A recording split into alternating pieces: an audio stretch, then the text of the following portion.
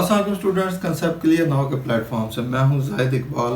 आपको अपने चैनल पे वेलकम करता हूं। उम्मीद है आप सब खैरियत से होंगे, लाइफ को एंजॉय कर रहे होंगे और अपनी स्टडी को भी टाइम दे रहे होंगे। हमारा आज का टॉपिक है स्पीड एंड वेलोसिटी। ये दोनों आपस में इंटरलिंक हैं। आप इनको बाई बाई भी कह सकते हैं। जैसे इससे पहले मैंने आपको पढ़ाया था डिस्टेंस एंड डिस्प्लेसमेंट, वो दोनों चीज़ें भी आपस में इंटरलिंक थी, उनका आपस में एक रिश्ता था, इसलिए हमने कहा था कि वो आपस में भाई भाई हैं।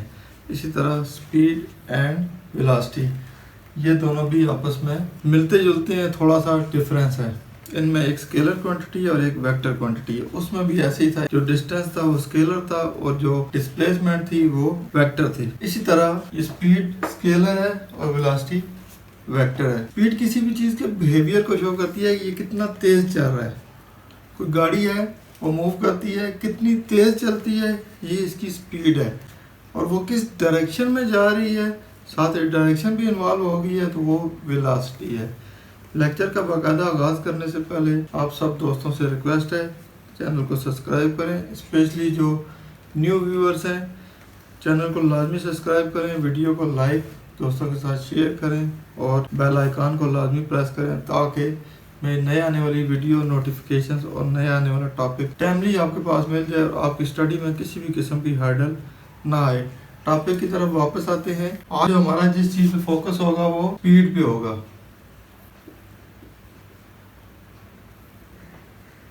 जैसे आपको पहले बताया है कि स्पीड किसी भी चीज़ के तेज चलने को कहते हैं, ये स्पीड है, आस्ता या कम। जब वो तेज चलेगा स्पीड ज़्यादा हो जाएगी, वो आस्ते चलेगा पास हो जाएगी। मिसाल के तौर पे अब हम एक गाड़ी में बैठे हुए हैं और एक रोड के ऊपर हम जा रहे हैं। हमारी गाड़ी की स्पीड को डिस्क्राइब करने के लिए हमें दो चीज़ें ज़रूरत होंगी। लेट्स सपोज यहाँ पे गाड़ी थी और यहाँ पे आ गई। अब ये इसने जो डिस्टेंस कवर किया है, एक इस चीज़ की ज़रूरत होगी और दूसरी यहाँ से यहाँ तक आने में इसको कितना टाइम लगा है, ये चीज़ इसकी दूसरी रिक्वायरमेंट होगी।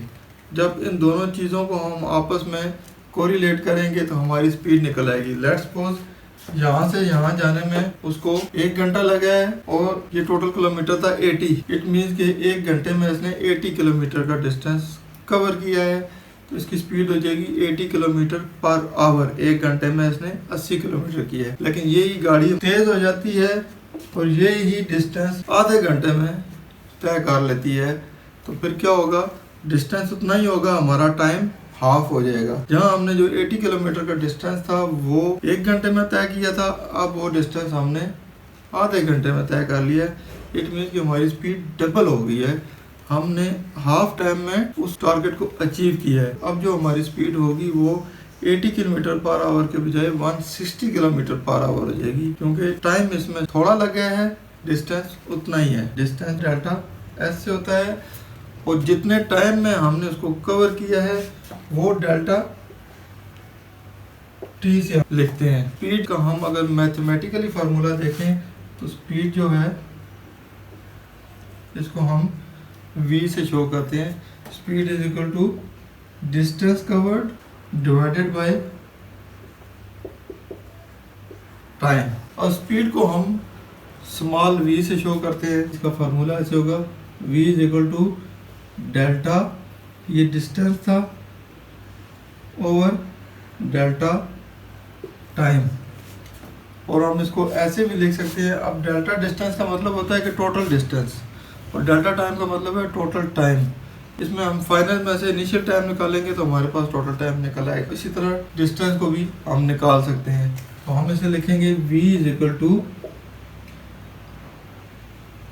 Distance final minus distance initial divided by time final minus time initial.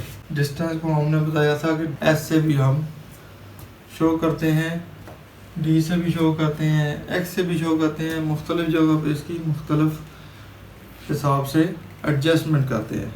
अब यहाँ पे डेल्टा डी से लिखा था, अब हमने इसको एस से लिखा है। इसमें आपने कंफ्यूज नहीं होना, ये दोनों डिस्टेंस के ही यूनिट्स हैं। जिस रेट से ऑब्जेक्ट मूव कर रही होती है वो उसकी स्पीड होती है।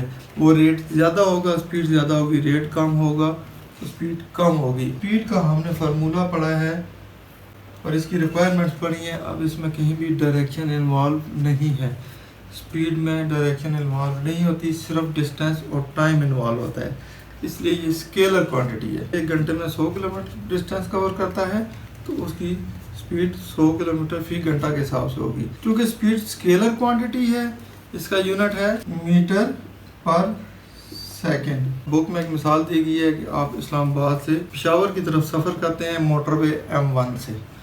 M1 उस मोटरवे का नाम है। अपने सफ़र का आगाज़ किया, 2 बजे का टाइम था जब आप तरनौल इंटरचेंज से मोटरवे के ऊपर चढ़ गए। वहाँ से आपने अपने सफ़र का आगाज़ किया और फिक्स 1 घंटे के बाद 3 बजे आप रास्ते में एक आती है स्वाबी इंटरचेंज। स्वाबी इंटरचेंज में 3 बजे आप पहुँच गए। अब आपने अपनी गाड़ी की स्पीड नापनी है। तो यहाँ हमें पता है कि तरनौल से स्वाबी इंटरचेंज जो है वो 70 किलोमीटर है, 70 किलोमीटर का डिस्टेंस है। अब आपने अपनी स्पीड कैलकुलेट करनी है, तो हमारे पास स्पीड का फार्मूला क्या है, v = मीटर पर सेकेंड। अब हमने 70 किलोमीटर तय किए 1 घंटे में। यहाँ हम इसकी ड्राइव यूनिट यूज़ करेंगे, लेंथ की भी ड्राइव यूनिट यूज़ करेंगे जो कि किलोमीटर यूज़ करेंगे। इस तरह टाइम की भी ड्राइव यूनिट यूज़ करेंगे जो कि सेकंड नहीं यूज़ करेंगे, आवर में यूज़ करेंगे। तो हम इसको ऐसे लिखेंगे = 70/1। 70 किलोमीटर का फासला तय किया 1 घंटे में। इट मीन्स कि आपकी जो स्पीड है 70 किलोमीटर पर आवर। अगर यही फासला आपने आधे घंटे में तय किया होता तो आपकी स्पीड 140 किलोमीटर पर आवर हो जाती, क्योंकि आपका टाइम हाफ हो गया था, डिस्टेंस वही था, तो आपकी स्पीड डबल हो जाती क्योंकि आपने हाफ आवर में इसको कवर किया है। इससे ये साबित हुआ कि जो फास्ट मूविंग ऑब्जेक्ट्स होती हैं, जो तेज़ी से मूव कर रही होती हैं, उनकी स्पीड ज़्यादा होती है क्योंकि उन्होंने जो डिस्टेंस होता है थोड़े टाइम में कवर किया हुआ होता है। और जो स्लो मूविंग ऑब्जेक्ट्स होती हैं उनकी स्पीड कम होती है। वजह यह है कि उन्होंने जो डिस्टेंस है वो डबल टाइम में या उससे ज़्यादा टाइम में कवर किया है। यहाँ पे डिस्टेंस उतना ही है, टाइम का इशू है। स्लो मूविंग ऑब्जेक्ट ज़्यादा टाइम लेगी सेम डिस्टेंस को कवर करने के लिए, और फास्ट मूविंग ऑब्जेक्ट कम टाइम लेगी सेम डिस्टेंस को कवर करने के लिए। एक गाड़ी है वो 100 की स्पीड से जा रही है या 120 की स्पीड से जा रही है। 120 स्पीड का मतलब यह है कि 120 किलोमीटर पर आवर, 1 घंटे में 120 किलोमीटर का सफर जो तय करेगी, और मोटरवे पे जा रही है। इस स्पीड को वो कंटिन्यूसली मेंटेन नहीं कर सकता, इसमें कुछ ना कुछ फैक्टर्स इन्वॉल्व हो जाते हैं। आपके आसपास जो गाड़ियां चल रही होती हैं वो भी आपकी स्पीड को अफेक्ट करती हैं, बार बार आपके सामने आ जाएंगी। टर्निंग पे आपको स्पीड कम करनी पड़ेगी, कहीं किसी जगह पे उतराई या चढ़ाई होगी वहाँ पे भी आपको अपनी स्पीड कम करनी पड़ेगी। आप कंटिन्यूसली एक स्पीड मेंटेन नहीं कर सकते, रास्ते में आपकी स्पीड कम ज़्यादा होती है। हम कहते हैं ना ये 70 किलोमीटर या 110 किलोमीटर, ये स्पीड तब काउंट करते हैं जब आप फाइनल डेस्टिनेशन पहुंच जाते हैं, टाइम पे डिवाइड करते हैं, उसका मीन निकालते हैं। वो जो मीन स्पीड होती है वो उसकी एक्चुअल स्पीड होती है, क्योंकि उसने रास्ते में काफ़ी जगह पे स्पीड कम ज़्यादा की हुई होती है। अब हम पढ़ेंगे एवरेज स्पीड की पहली टाइप है एवरेज स्पीड। आप किसी लॉन्ग ट्रिप पे जाते हैं, जो सा मर्जी रास्ता यूज़ कर लें, रास्ते में आपकी स्पीड कम ज़्यादा होगी। उसमें बहुत सारे फैक्टर्स इन्वॉल्व होते हैं। पहले भी आपको बता चुका हूँ कि रास्ते में जो गाड़ियाँ हैं वो अपनी स्पीड इंक्रीज़ डिक्रीज़ करती हैं, आपके साथ चल रही होती हैं, कभी आपके सामने आ जाती हैं, कभी ऐसे साइड पे हो जाती हैं। जब आपको रास्ता खुले मिलेगा आप स्पीड बढ़ा देंगे, जब आपको रास्ता थोड़ा मिलेगा, रास्ते में कर्व होंगे, ऊंचाई या गहराई होगी, या रास्ता थोड़ा सा रफ होगा, या उस रास्ते में रश होगी, वहाँ पे आपको स्पीड डिक्रीज भी करनी पड़ेगी। सफ़र का आगाज़ करते हैं और सफ़र ख़त्म हो जाता है, उसके बाद अपनी स्पीड काउंट करते हैं। उसका फार्मूला क्या है, v, इसको एवरेज लिखेंगे क्योंकि हम एवरेज स्पीड कैलकुलेट कर रहे हैं। तो v average = total distance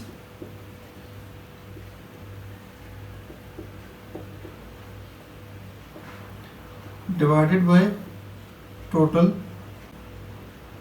time, v average is equal to total distance को हम एच से शो करते हैं और टोटल टाइम को हम टी से शो करते हैं। तो मैथमेटिकली इस इक्वेशन को हम ऐसे भी लिख सकते हैं, h is equal to v average into t. H को इधर लेके आए तो वी एवरेज और टी आपस में मल्टीप्लाई हो गए और ये हमारी इक्वेशन इस फॉर्म में आ गई। नेक्स्ट आ जाता है इंस्टेंटेनियस स्पीड। स्टूडेंट्स, इंस्टेंस का मतलब होता है एक लम्हा। किसी एक लम्हे के लिए आप जो अपनी स्पीड कम या ज़्यादा करते हैं उसको कहते हैं इंस्टेंटेनियस स्पीड। मिसाल के तौर पे आप रोड पे सफ़र कर रहे होते हैं और साइन बोर्ड देखते हैं, लिखा हुआ होता है LTV 80 किलोमीटर और ITV 60 किलोमीटर। इसका मतलब ये होता है कि इस रोड पे और इस पर्टिकुलर जगह से, ये जो एरिया है, इस एरिया से अगर कोई LTV छोटी गाड़ी गुजरेगी तो वो 80 किलोमीटर से ज़्यादा की स्पीड नहीं करेगी। और इसी तरह अगर हैवी ट्रांसपोर्ट व्हीकल होगी, बड़े ट्रक्स वगैरह होंगे, ट्राले होंगे या बड़ी बसें होंगी, ये 60 किलोमीटर से ज़्यादा की स्पीड नहीं रखेंगी। अब ये उस एरिया का एक रूल है तो जिसको आपने फॉलो करना है। किसी जगह पे आप गुजर रहे होंगे, लिखा हुआ होगा पेडेस्टेरियंस, यहाँ पे पैदल गुजरने वालों का रास्ता है, वहाँ पे आपको स्पीड स्लो करनी पड़ेगी। हो सकता है कि वहाँ से कुछ लोग पैदल गुजरें, या आप देखते हैं कोई स्कूल या कॉलेज है, बच्चों की छुट्टी का टाइम हो गया है या कोई रश वाली जगह है, तो वहाँ पे आपको स्पीड डिक्रीज़ करनी पड़ती है और ये कुछ लम्हे के लिए होती है। लेट्स सपोज यहाँ पे स्कूल है, आप यहाँ से गुजर रहे हैं, स्पीड है आपकी 60 किलोमीटर पर आवर। यहाँ पे गुजरते हैं, आप अपनी स्पीड स्लो कर लेते हैं और आप 40 किलोमीटर की स्पीड पे आ जाते हैं। फिर थोड़ा सा आगे जाते हैं, आप दोबारा 60 किलोमीटर को मेंटेन कर लेते हैं। अब ये जो लम्हा था सेंटर में जहाँ पे आपने अपनी स्पीड डिक्रीज़ की, कम की, ये अब हमारी हो गई है इंस्टेंटेनियस स्पीड। हमने उस पर्टिकुलर इंस्टेंस के लिए, उस लम्हे के लिए अपनी स्पीड डाउन की थी। अब उस एरिया से हम गुजर गए हैं जहाँ पे स्पीड डाउन करना ज़रूरी था। अब हम जो ही उससे निकले हैं, जो एक्चुअल स्पीड से हम जिससे जा रहे थे शुरू में, उसको हम फिर मेंटेन कर लेंगे। अब उसमें क्या होता है कि हम अंदाज़न अपनी स्पीड स्लो कर लेते हैं।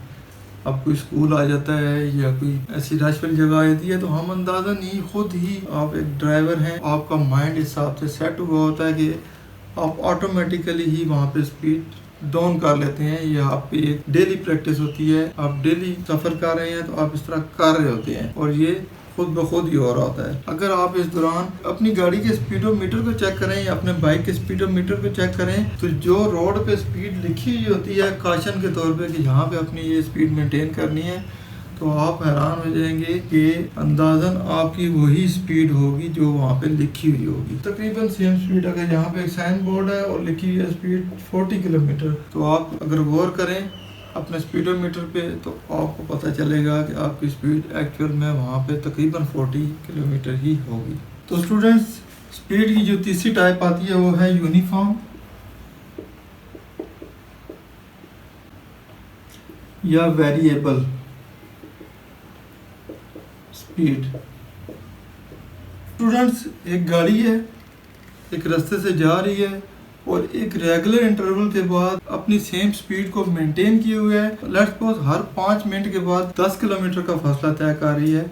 इट मीन्स कि वो एक कंटिन्यूस स्पीड से जा रही है और उसमें किसी किस्म की कोई वेरिएशन नहीं आ रही, तो वो होगी हमारी यूनिफॉर्म स्पीड। हर 5 मिनट के बाद आप चेक करते हैं, सेम डिस्टेंस होता है, ये होगी हमारी यूनिफॉर्म स्पीड।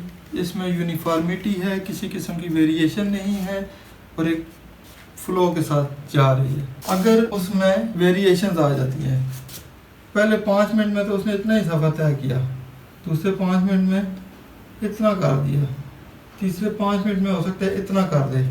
अब ये देखिए इसमें वेरिएशंस आ गई हैं, ये जो हमारा था डिस्टेंस इतना था, इसमें डिस्टेंस बढ़ गया, इसमें फिर डिस्टेंस कम हो गया। तो ये आ गई वेरिएशन। जब इसमें वेरिएशन आ जाएंगी और ये वेरिएशंस किसी वजह से अगर आ जाती हैं, मिसाल के तौर पे इंस्टेंटेनियस की स्पीड की आपको पहले मिसाल दी थी कि उसमें एक कॉशन होती है, रोड के रूल्स प्रिंसिपल्स होते हैं, उनको फॉलो करना होता है, या आगे कोई स्कूल कॉलेज आता है या हॉस्पिटल आ जाती है तो वहाँ पे आपको अपनी स्पीड रिड्यूस करनी पड़ती है। तो ये जो वेरिएशन आई है, इस वेरिएशन को कहेंगे वेरिएबल है। ये वेरिएबल स्पीड होगी, ये वाली, ये सारी वेरिएबल है। लेकिन ये देखें इसमें एक यूनिफॉर्मिटी है, एक ही डिस्टेंस है और हर 5 मिनट के बाद ये भी 5 मिनट ही है। अब ये देखें ये हर 5 मिनट के बाद रेगुलर इंटरवल ले रहा है, यूनिफॉर्म किस्म की स्पीड है, इसको हम कहेंगे यूनिफॉर्म स्पीड। और ये क्या है, वेरिएबल स्पीड है। अगर ये एक जैसा ही इंटरवल कवर करता रहेगा टाइम में, इट मीन्स कि ये एक यूनिफॉर्म स्पीड से जा रहा है, एक स्टैंडर्ड को मेंटेन किया हुआ है। लेकिन जब इसमें यूनिफॉर्मिटी ख़त्म हो जाएगी, वेरिएबिलिटी आ जाएगी, वेरिएशंस आ जाएंगी, तो हम इसको कहेंगे ये वेरिएबल स्पीड है। उम्मीद है दोस्तों मेरे इस लेक्चर से आपका स्पीड के बारे में कंसेप्ट बिल्कुल क्लियर हो गया होगा। वेरिएबल स्पीड, यूनिफॉर्म स्पीड क्या होती है, इंस्टेंटेनियस स्पीड क्या होती है और एवरेज स्पीड क्या होती है, इन तीनों का डिफरेंस आपको मालूम हो गया होगा। बहुत कुछ सीखने को मिला होगा। वीडियो पसंद आए इसको लाइक, दोस्तों के साथ शेयर लाजमी कीजिएगा और दुआओं में याद रखिएगा। इंशाल्लाह Zahid Iqbal next informative video के साथ जल्द ही आपकी खिदमत में हाजिर होगा। तब तक इजाज़त दीजिए। अल्लाह हाफिज़।